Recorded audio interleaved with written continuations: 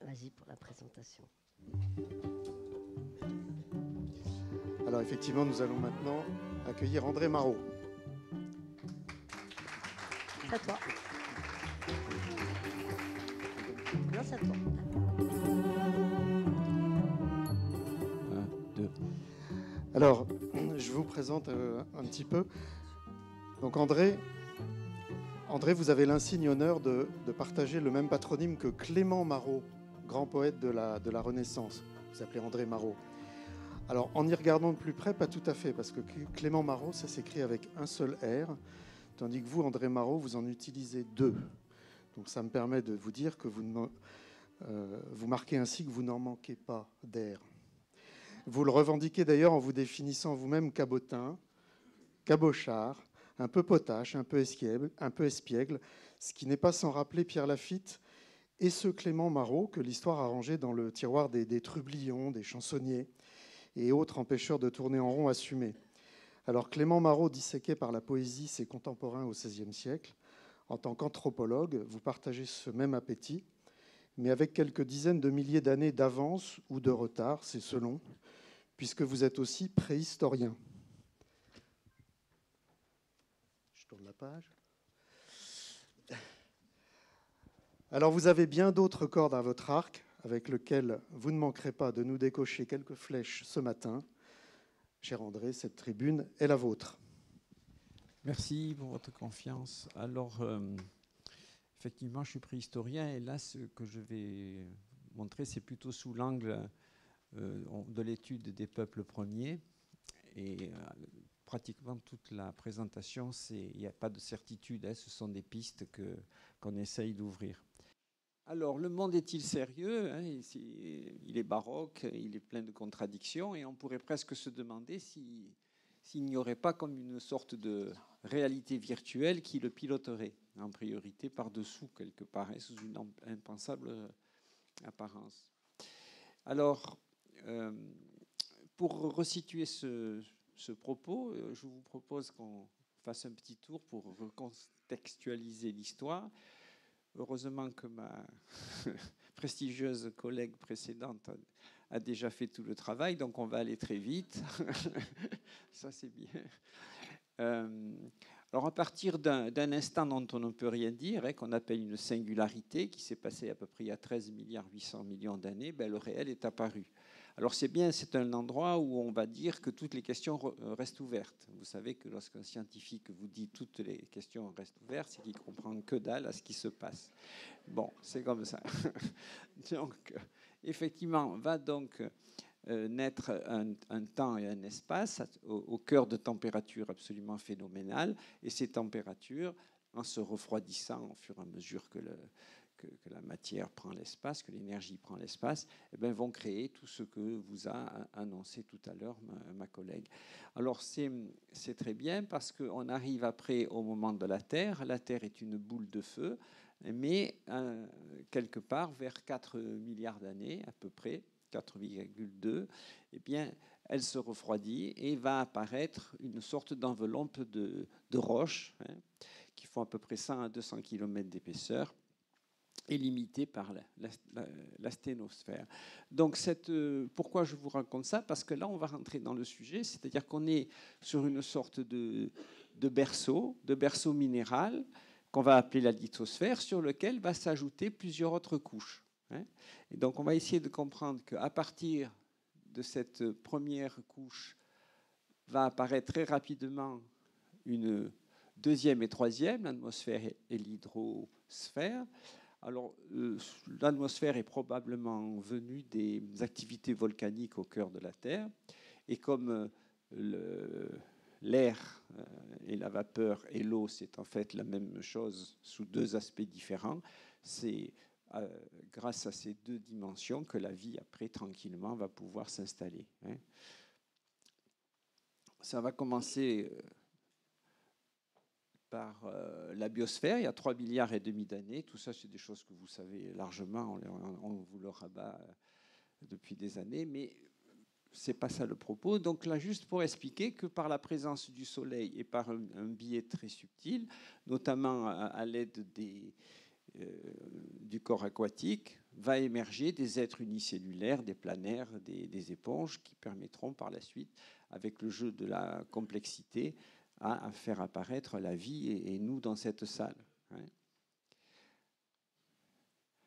Alors par contre, il y a une nouvelle dimension qui maintenant est bien identifiée, c'est ce qu'on pourrait appeler la technosphère. C'est-à-dire qu'à un moment donné, la biosphère a été comme influencée, affectée par quelque chose qu'on pourrait appeler la biosphère, la technosphère. Mais ce n'est pas forcément tout négatif, comme on l'a dit tout à l'heure. Il y a des choses qui ont impacté et qui continuent à impacter assez fortement maintenant notre biosphère. On va le voir un peu plus loin. Et la sixième dimension, qui est la noosphère, c'est un terme maintenant très ancien, on le prête à Pierre Teilhard de Chardin, qui est mort dans les années 54. Mais cette dimension-là, qui est un peu la dimension, à l'époque, on va dire, d'une sorte de conscience collective, a été maintenant largement augmentée par une notion de, on va dire, la théorie de l'information, c'est-à-dire un berceau d'information qui serait même au-delà même de la planète, et qui représenterait une sorte de conscience universelle lorsqu'on ose aller dans cette direction. Donc la noosphère représenterait cet état-là. Alors si on reprend ces 6 couches, on va avoir donc la lithosphère. Là, on passe très vite.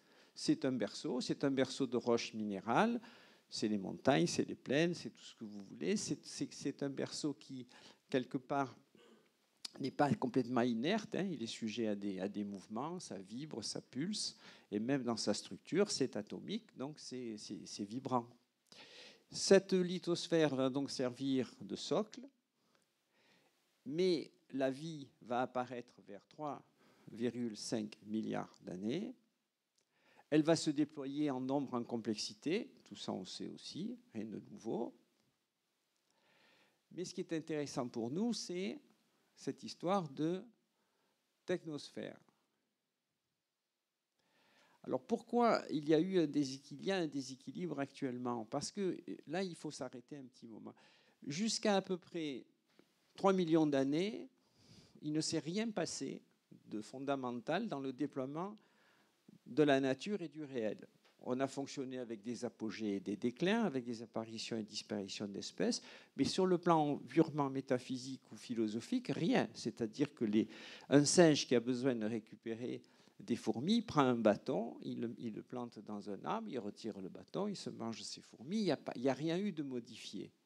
Mais très curieusement, vers 3 millions d'années, on a un humain, c'est un pré-humain, mais c'est déjà, on peut appeler le genre Homo, c'est le Homo habilis, qui décide de prendre une pierre, de la casser en deux et de dégager une arête contondante pour découper quelque chose. On appelle ça un chopper. Ça paraît être un geste d'une banalité navrante, désespérante, mais quand on y pense, c'est vraiment la première fois qu'on pose un acte extraordinaire qui fait sortir la logique de la nature de son immobilisme avec ce mouvement nouveau. Et bien sûr qu'il va se passer, jusqu'à Homo erectus, il ne se passe rien d'autre que ce chopper, c'est-à-dire un truc que chaque fois on casse, puis qu'on laisse et qu'on déplace. Et avec 1 million plus tard, va apparaître le biface avec l'espèce Homo erectus. Mais ce premier geste de départ, qui est un geste plus finalement métaphysique qu'autre chose, va permettre par la suite de développer la culture, l'art, etc., les grandes civilisations. C'est dans cette brèche que va surgir la particularité de notre espèce. Bon, le seul petit problème que l'on a, c'est qu'à partir de la première révolution industrielle, plus précisément à partir de la deuxième révolution, le comportement de cet homme capacité de technique commence maintenant à contrarier l'équilibre homéostasique, logique de la biosphère. Voilà un peu dans quelle situation on se trouve. Alors on pourrait dire c'est complètement désespérant. Eh bien, moi je fais partie des optimistes, et je pense que non, nous avons une solution, c'est de revisiter, comme le font les peuples premiers, les peuples racines, les peuples d'Amazonie, enfin tous ces gens qui sont assez étonnants quand même, hein, leur lumière est en train de sourdre à travers nos certitudes matérialistes, là. Eh bien, eux, ils pensent qu'on peut s'en sortir si on exploite davantage cette dimension de conscience, on va dire, à la fois individuelle, collective et universelle. Alors, comment ça marche? Comment peut-on faire ça pour que, finalement, on se sorte de la situation par ce biais-là, plutôt que de porter des pancartes pour que les choses changent? Je ne suis pas contre, hein, mais c'est un autre biais, vous voyez. Alors, pour ça, d'abord, on est obligé de se poser la question, parce que les recherches en neurosciences sont ouvertes. Le cerveau, on peut le voir de deux manières. Soit c'est un producteur de conscience, comme la bile est produite par le foie, par exemple, soit c'est un transcodeur-décodeur d'une information qui est extérieure à lui-même. Pour le moment, ce n'est pas tranché, mais on commence déjà à changer un petit peu de référentiel là-dessus. Alors, pour comprendre ça, je suis obligé de vous parler rapidement d'une particularité de notre espèce, qui est une espèce quand même un peu bizarre. Elle fonctionne un peu sous ce qu'on pourrait appeler un nœud borroméen.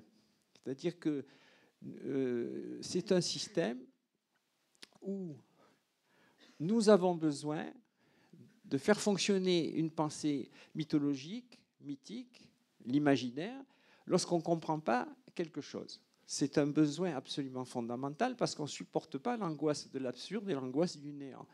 Donc on invente. Ce n'est pas la peine de dire ouais, mais ce n'est pas réel. C'est bien réel puisque ça fait partie de notre système qui est la réalité. Vous voyez, il faut aussi se réconcilier avec ça. Donc ça, c'est une capacité imaginative. Le problème, c'est que comme on peut tous délirer dans notre coin quand on ne comprend pas, il nous faut donc développer une autre compétence qui est la capacité symbolique.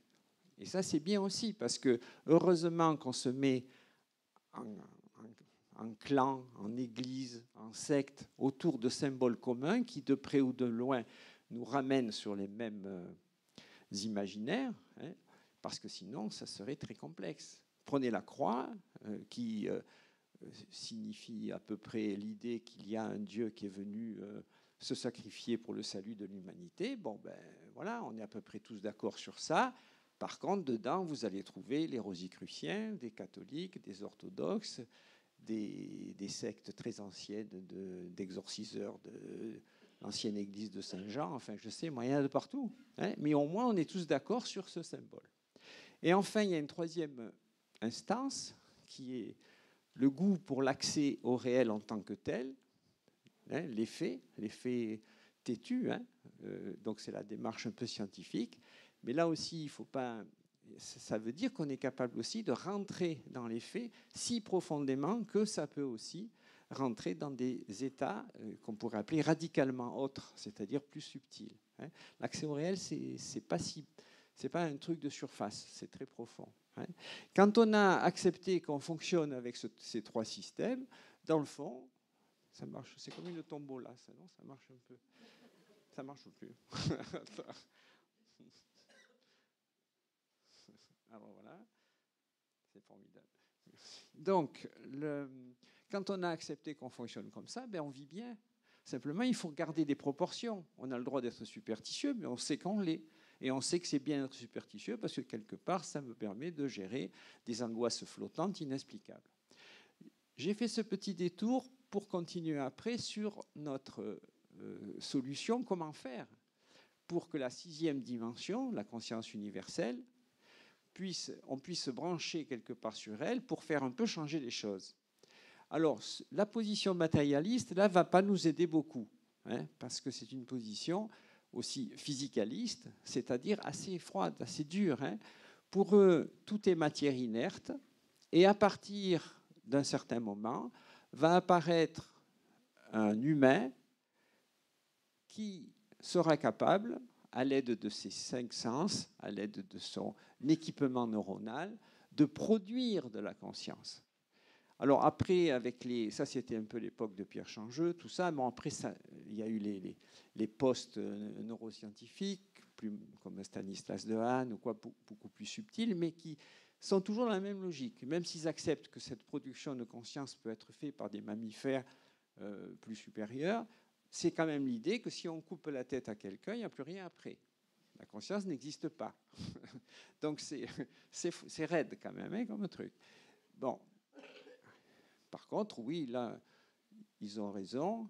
S'il y a une représentation d'une soupe d'atomes, selon le décodeur que nous avons, les sens et tout, on peut faire apparaître un singe. Ça marche, ça, hein, ça va. Alors, cette position qui finalement tient toujours, hein, et qui a toujours, c'est le mainstream, ça a toujours d'ailleurs la vedette, elle est quand même très mise à mal par une position beaucoup plus idéaliste et spiritualiste qui a été initiée il y a très longtemps par Benjamin Libet, par exemple, qui a l'équivalent du prix Nobel en psychologie expérimentale, mais aussi avec les travaux de Francisco Varela, avec Christopher Donald Frisch et Antoine Lutz aussi, qui fait ça. Enfin, ils sont nombreux, hein, à se poser la question, oui, mais est-ce que les choses ne seraient pas différentes? Est-ce qu'il n'y aurait pas quelque chose de plus particulier qui pourrait laisser penser que le cerveau, c'est un décodeur-transcodeur, un appareil de radio, si vous voulez, qui, selon ses fréquences chimico-électriques, pourrait capter des informations qui seraient extérieures à lui-même. Alors on sait maintenant, ça c'est très bien mesuré, hein, qu'il y a différentes ondes dans le cerveau et que chaque onde correspond à une activité particulière de notre organisme et surtout une perception de la réalité différente. Alors on va voir ça un peu plus loin. Les ondes delta, par exemple, sont des ondes qu'on a proches des états de mort imminente, par exemple, ou dans le sommeil profond, quand elles sont à ces petits chiffres. Alors, la position spiritualiste, c'est un peu la suivante. Il y aurait une... Il est trop rapide, mon truc. Il y aurait une conscience non locale, c'est-à-dire dès l'information à l'extérieur, partout et nulle part à la fois, dans une dimension qui serait atemporelle et aspatiale. Cette information va être captée par notre cerveau, 100 milliards de neurones, qui est une sorte de logiciel, et on a tous des logiciels différents, et c'est comme un zoom d'une partie de cette info. Mais cette façon de capter, de capturer l'information qui est extérieure va se faire par le biais donc, de ce paramétrage, par les ondes hertziennes qui sont mesurables. Alors encore une fois, quand on est en onde delta, ben, je ne l'ai pas mis ça, bon ben tant pis. Quand on est en onde delta, on va percevoir des choses qui sont déjà plus dans la réalité apparente. Hein. Ce sont des états de conscience modifiés où on peut avoir des impressions. Par exemple, si vous vous levez le matin et que vous apercevez que vous êtes réveillé mais que le corps dort toujours, hein, ça s'appelle un réveil vigilant, un rêve conscient, mais vous êtes réveillé vraiment et vous entendez le téléphone sonner. Bon, ça va, ça sonne. Sauf que vous réalisez après qu'il ne sonne pas. Il sonnera, mais 2-3 secondes après. Hein, on a quand même des tas d'expériences comme ça qui ne sont pas du tout de mysticopété, hein, qui sont des choses presque pratiques, qui laissent penser qu'il y a quand même une préconscience à la nôtre. Et enfin, moi, ça m'arrive très souvent des choses comme ça. Et donc, ça, si on porte un peu l'attention là-dessus et qu'on apprend à cultiver cette dimension, on est étonné de voir que vraiment, il y a une conscience qui est extérieure à nous-mêmes et qui peut être capturée et qu'on a l'illusion de produire quelque chose, mais on est quelque part vécu et la conscience est produite. Alors, oui, je sais, vous me dites, si, selon le délai, combien il me reste. Hein. Ah ben c'est bien.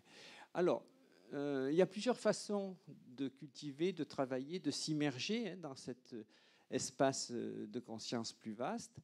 Moi, j'aime bien celui du son, hein, mais je sais que si on aime le goût et qu'on est un grand cuisinier, ben on peut y arriver de la même manière par le sens du goût. Après, ça peut être le toucher, la vue, l'odorat. Enfin, voilà, moi, je suis plutôt dans les vibrations sonores. Je crois que cet après-midi, on fera une démonstration vers 17h30 à ce sujet, hein, où on peut, avec un instrument particulier, une condition précise, chavirer dans un état intermédiaire assez facilement à l'aide des vibrations. Alors, les vibrations, ça c'est intéressant parce que bon, la fréquence indique le nombre de vibrations par seconde exprimées en Hertz. Fréquence faible émet un son grave, fréquence plus élevée, un son aigu. Mais ce qui est intéressant, et c'est très bien d'avoir un physicien dans la salle, c'est que la question qui pourrait se poser, c'est il y a des ondes qui se propagent dans l'atmosphère qui sont audibles à peu près entre 20 et 20 000 Hertz, qui deviennent inaudibles en dessous de 16 Hertz, qui continuent pourtant d'exister avec, par exemple, le champ magnétique terrestre de Schumann à 7,8 Hertz. Mais la question qu'on pourrait se poser, c'est est-ce qu'il y a une corrélation entre ces sons qu'on entend de surface se propager dans l'atmosphère et les ondes quantiques? Est-ce que... Alors je sais que j'ai regardé qu'il y avait des modélisations possibles en mathématiques, etc., parce que c'est ce truc-là qui est intéressant. Puisqu'on sait qu'une onde électromagnétique peut, selon le support, se transformer en onde radio, et c'est toujours la même, qui n'a pas perdu son identité d'onde. Vous voyez, là, c'est des questions qui sont intéressantes, qu'il faudrait commencer à... Enfin, qui continuent à être explorées. Tout ça pour dire que si vous pensez un mantra à haute voix, il va vibrer. Si vous le pensez psychiquement, il continue à vibrer. Et si vous allez à la racine de ce mantra, vous allez pouvoir peut-être sortir du temps, de l'espace et chavirer dans un autre registre de la réalité qui est inaccessible pour notre logique habituelle. Ça s'appelle une réalité virtuelle. Alors ça pourrait donner ça. Hein. Il faut voir les peuples premiers que je côtoie. Eux, il y en a certains qui ont des perceptions de la réalité où ils voient des bestioles comme ça, alors que nous, on ne les voit pas. Ça, c'est un artiste qui a fait ça. Ouais. Ouais. C'est agréable d'avoir ça à la maison. Ouais, c'est pas long. C'est toujours le même, d'ailleurs. Hein. Allez, on s'arrête. Alors, il y a une autre voie aussi qui est intéressante, c'est de prendre la voie, on va dire, de la métaphysique qui cherche non pas la voie du salut, vous savez que la voie du salut, c'est la recherche de perfection maximale de manière à atteindre le strapontin au paradis. Et on est tous plus ou moins formés par ça. Hein. C'est l'idée que si on se débrouille bien, on peut avoir quelques avantages après la mort. Et la voie, par exemple, de la libération, qui est propre à la voie indo-bouddhiste, mais on retrouve aussi ça en Asie centrale, en Haute-Asie, elle est tout à fait différente. C'est pendant que je vis, je vais essayer de trouver quelles sont les postures qui vont me libérer de mes identifications à la réalité, à mes croyances, à mon imaginaire, pour, en augmentant cette lucidité, je puisse avoir cette impression, enfin, de comprendre quelle est ma vraie nature, ma vraie demeure. C'est-à-dire, je devine, par exemple, que je suis un être éternel, parce que je n'ai jamais eu de début et je n'aurai jamais de fin, et que ce n'est pas la peine de m'angoisser outre mesure. Voilà, la voie de la libération vise ça. Alors, il y en a plusieurs, mais celle que j'aime bien, c'est celle du grand logicien et moine bouddhiste du IIe siècle, qui s'appelle Nagarjuna. C'est un logicien dans le sens que c'est un mathématicien de notre époque. Ce sont des gens qui ont un esprit extrêmement logique. Ils s'embarrassent de rien d'autre que d'une recherche d'efficacité. Alors, on ne va pas rentrer dans le détail, on n'a pas le temps, et puis c'est un peu limite hors sujet, mais je n'ai pas pu m'empêcher de présenter avec plaisir les 4 étapes du tétralemme. Tétra, ça veut dire 4. La première, si par exemple on retraduit en termes modernes, c'est l'idée que j'existe personnellement, donc ça a l'air facile, hein, c'est ça, je suis personnellement. La deuxième proposition d'un tétralemme va toujours, on va dire, contredire la précédente sans l'annuler. C'est un peu logique. Donc la seconde, ça va être j'existe impersonnellement. C'est très facile hein, d'avoir l'expérience de ne pas être personnel, hein, de s'effacer au point de n'être plus rien. Et à ce moment-là, ça efface la première, mais ça ne l'exclut pas. on peut aussi dire je suis personnellement impersonnel, c'est-à-dire je suis l'insertion du fini dans l'infini. Ça aussi, c'est une expérience qui est déjà plus délicate à obtenir, mais on peut s'en apercevoir si on s'efface encore plus. Ça marche aussi, mais ça efface les précédentes sans les exclure. Mais la plus grande et la plus puissante des propositions, celle bien sûr qui est difficile d'accès, parce qu'elle est rare et difficile, c'est ni je suis personnel, ni je suis impersonnel, ni ce monde existe, ni il n'existe pas. Et ça, ça fait un chavirement dans la tête quand on arrive à le vivre existentiellement, et on change complètement de référentiel. Le réel se déréalise tout en continuant à être. Voilà, je ne peux pas dire beaucoup plus de choses, parce que ça devrait se vivre, c'est plutôt de l'ordre de l'expérience. Et bien sûr, c'est une seule et même réalité. Voilà, merci. Je suis pour l'étreinte.